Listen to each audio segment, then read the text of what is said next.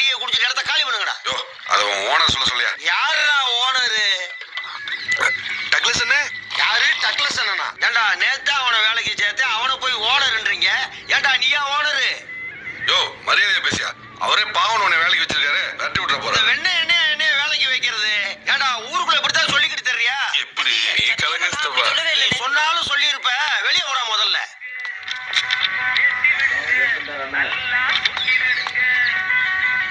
சந்தோஷமா? இப்ப நீ ஓனர் இல்லையா? ஓடரே. அவன் அப்படிதானே சொன்னா. பைபிள பொய் சொல்லிட்டான் போல இருக்கு.